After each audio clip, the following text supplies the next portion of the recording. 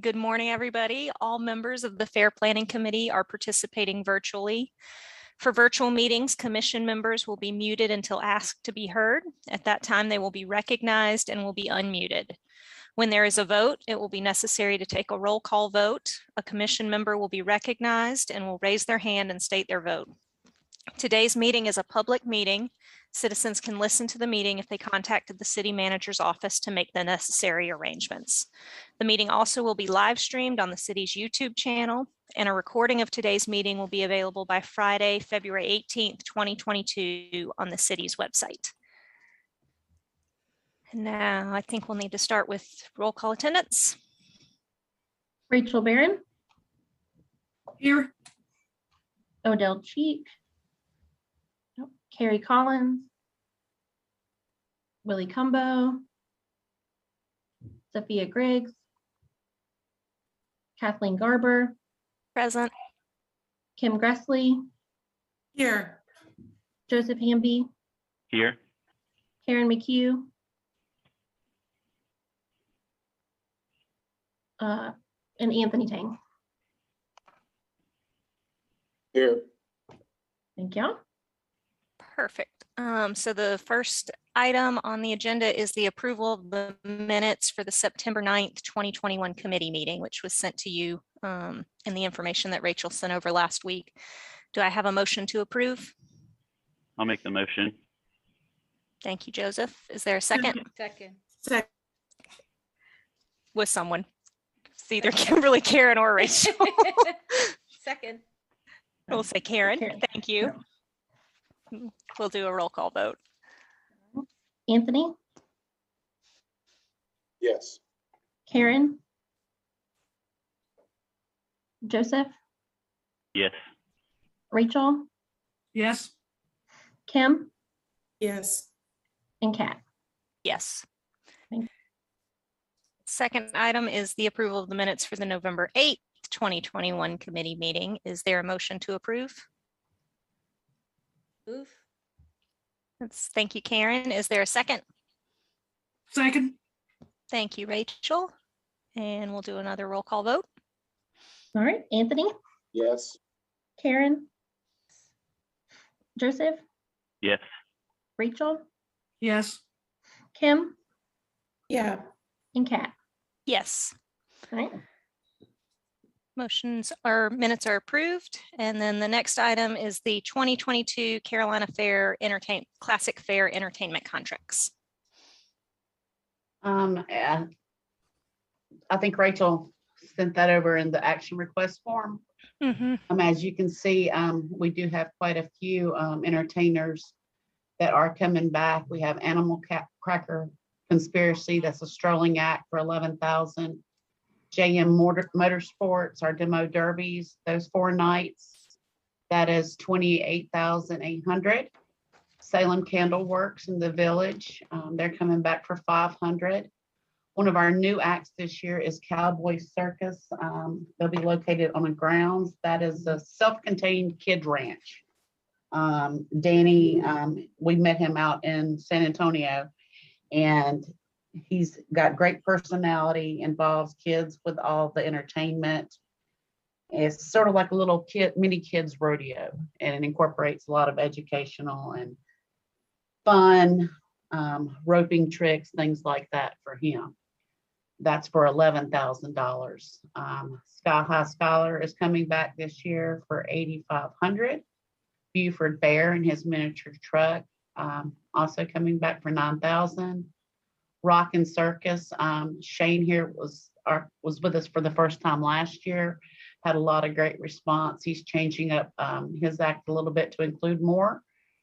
And we're also going to move him to another part of the grounds to draw some more traffic in certain areas. That's $12,500. Another new one this year is the Prehistoric Dinosaur Adventure Museum. That's going to be located in the back of the annex. They have like a mobile museum, a dig pit for the kids to dig up fossils. It's a very hands-on exhibit. I think it's going to bring a lot of traffic into the annex, especially for our vendors that are also in there. Another new addition this year is the Tanzanite African Acrobats. They'll be performing on the grounds for $12,000. It's a high energy acrobat mingled with live music and dance. They do the bottle balancing, chair stacking, just lots of pyramid building, limbo contortions. I think it's going to be a great act for people to come and see. It's a unique cultural act from Africa. Eudora Farms will be coming back this year. Petting Zoo, 9,500. Our Camel City Showcase, which showcases a lot of our local talent. Those will be on both Saturdays for 5,000. The Chronicle Gospel / Jazz Fest, that's going to be back this year for 5,000. That went over well, including the jazz last year. We got a lot of great compliments on that. Michael Felt, Tim Smith, 4,500. Our Village Bluegrass Band will be back for 12. Jeff Wilson, our Glass Blower, 3,500. And our loom demonstrations in the village will be back this year. She wasn't with us last year due to COVID and family issues. And then Ring Collective, that's one of our confirmed acts for the grandstand. It says Monday 10/3, but that's actually for Wednesday night on 10/5. That is a contemporary Christian act.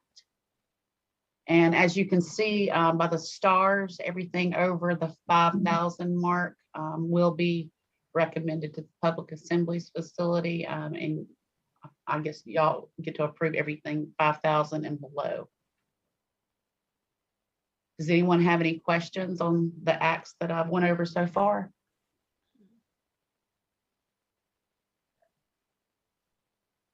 No? All right.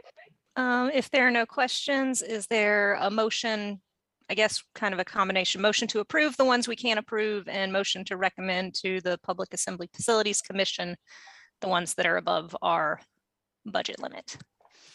I'll make So the motion. moved. Thank you, Joseph. Is that a Second. second from Rachel? Thank you. All right. Anthony, Yes. Karen, Yes. Joseph, Yes. Rachel, Yes. Kim, Yes. and Kat. Yes. Perfect. And then the next item is the facilities update.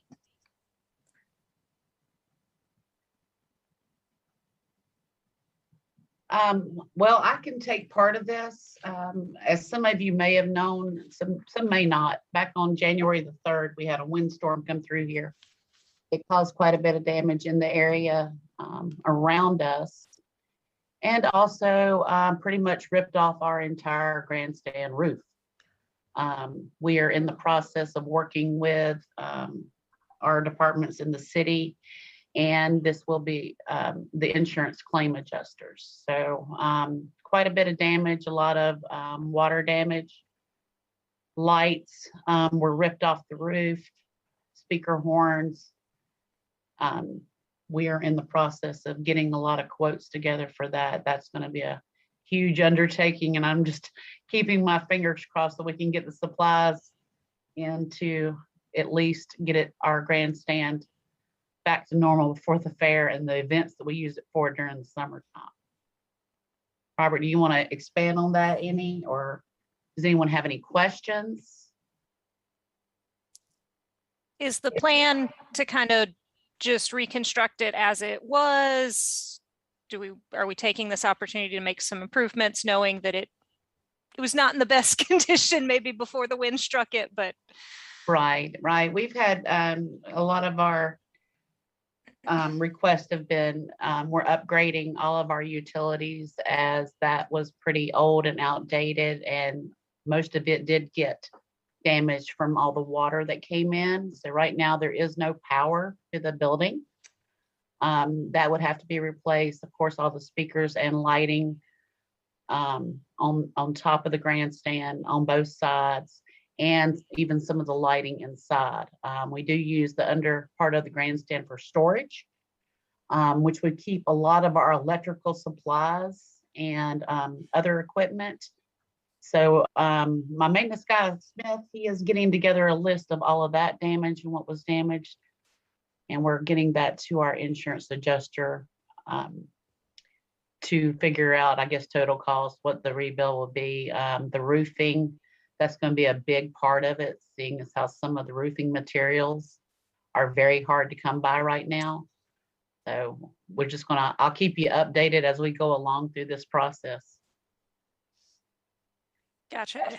In addition to the insurance quotes, do we have any sort of idea from a contractor, kind of what the timeline to rebuild would be? We're in the process of getting all those because I'm having to individually kind of quote out electrical, the speakers, the sound system pieces, all the supplies, that type of thing. And we are requesting of course, a price and a timeline on when the materials and when it could be fixed by during this process. Okay. Gotcha. Other than that, the rest of the facilities looks pretty good. The village didn't retain any damage.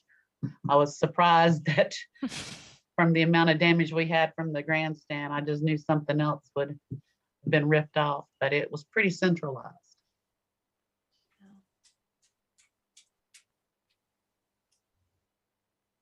Does anyone else have any questions on that?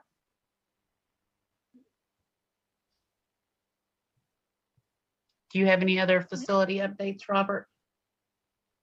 Believe so. I think that should be it, unless anyone has something. Gotcha. Well, yeah, I guess just keep us posted. Obviously, I will. we've got some contracts in there that are for acts to take place in the grandstand. Exactly. Cheryl, do you think a tornado might have touched down? It seems so localized, the damage. I went back through the video system that we do have. It's very hard to tell. It happened at about 6 a.m. in the morning. That's when we seen from the outside entrance on the grandstand, we actually seen the roof come off and fall. From the inner cameras, you couldn't tell exactly where it pulled from. I was thinking the same thing, Karen, but you couldn't see any type of, I think it was just a wind gust in the right place. Gosh. And it just pulled the entire roof off. And luckily there were no people around, right? Correct. So there was Correct. no injury, which is great. And then about 8 hours later, it all got covered with snow. So that didn't, Yeah. that didn't help matters. Oh dear. Okay. But we'll keep you updated on the progress of the grandstand. Okay, sounds good. And then, is there any other business? I was just going to ask a question. I noticed on the November minutes that it talks about the meeting dates for 2022, and since there wasn't a quorum, I assume since we're meeting today that maybe there doesn't even need to be a vote on those dates for 2022. They're just set. Yeah, we said at the November meeting, Ben said we would go ahead, since our chair was on board with it, to just go ahead and we'd move on with those dates. I mean, if you guys wanted to, you could make a motion to do it, but Ben was all right, just kind of rolling with it back in November. Yeah, no, that's fine. I just wanted to make sure we didn't need to take any action on it. Thanks, Joseph. Anything else from fairground staff? Not at this time. I would just, because I know a couple of you guys are IFE members for our International Fair Association. I know like Joseph is, I think Anthony is, Kat is. If any of y'all want to join on, Cheryl can get you guys linked into how to create an account, but there's some really good information for fair board members on there, just good resources to kind of see what else is going on in our industry, since you guys aren't living and breathing it every single day like we all are. So you can kind of see what's going on in their worlds, what challenges are happening in the fair world, just kind of great resources. Luckily, we've done a lot of traveling. Cheryl, Carrie, and I going to San Antonio and then a Denver convention.